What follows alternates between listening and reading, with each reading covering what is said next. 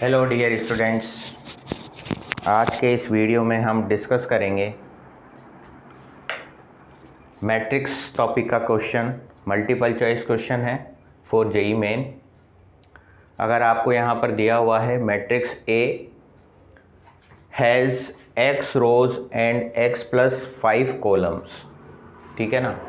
तो एक matrix A दिया हुआ है जिसमें एक्स तो रो है, ठीक है ना, और कॉलम कितने हैं, x प्लस 5 उसमें कॉलम है, ठीक है।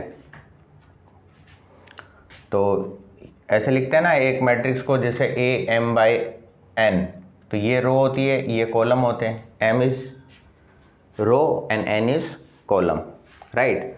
तो ये रो हो गई, ये कॉलम हो गई।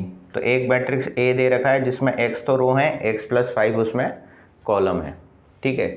देन मैट्रिक्स b दे रखा है जिसमें y तो रो हैं, ठीक है, और 11 माइनस वाई उसमें कॉलम्स दे रखे हैं आपको।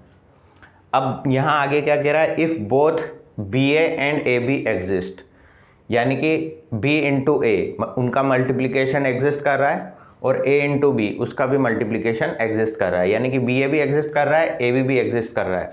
फिर आपसे पूछा है the respective value of x and y, x और y की वैल्यू आपको बतानी है। जैसे यहाँ पे बोल रहे हैं ए बी अगर एग्जिस्ट कर रहा है, ठीक है, तो ऐसे लिख सकता हूँ मैं।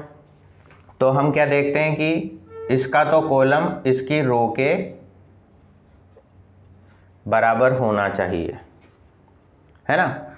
यही रूल फॉलो करते हैं जब मैट्रिक्स मल्टीप्लिकेशन कब पॉसिबल होता है कि पहले वाले का कॉलम दूसरे वाले की रो के बराबर होना चाहिए, तो ही मैट्रिक्स मल्टीप्लिकेशन पॉसिबल होता है।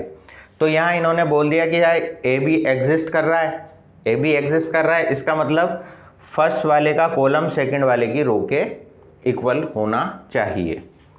तो यहाँ पर x plus 5 is equal to Y के इक्वल हो गया, ठीक है। तो एक इक्वेशन तो हमारे पास आ गई, x minus Y is equal to minus 5, ठीक है। पहला काम तो ये हो गया। दूसरा वो बोल रहा है बी ए बी एग्जिस्ट कर रहा है, यानी कि B Y 11 minus Y into A, और यहाँ पर आपका क्या है,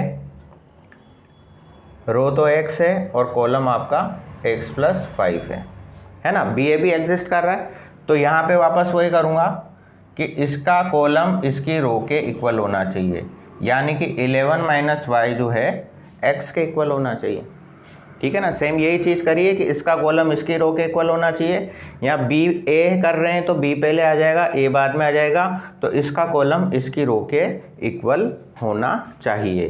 तो यहाँ से एक इक्वेशन आई x plus Y is equal to 11, this is equation number 2। अब इन दोनों इक्वेशन को आप आपस में सॉल्व कर करके जो है x और y की वैल्यू बता सकते हैं। तो इक्वेशन 1 अगर मैंने यहाँ लिखी x minus Y is equal to minus 5, अगर मैं इन दोनों को ऐड करता हूँ, ठीक है, तो y से y तो कैंसिल हो जाएगा, 2x इज इक्वल टू यहाँ पर आएगा 6, है ना। तो x की वैल्यू आ जाएगी आपके पास 3, ठीक है, x की वैल्यू आपके पास आ जाएगी 3। अब x की वैल्यू आप यहाँ 3 इस इक्वेशन 1 में डाल दो, ठीक है।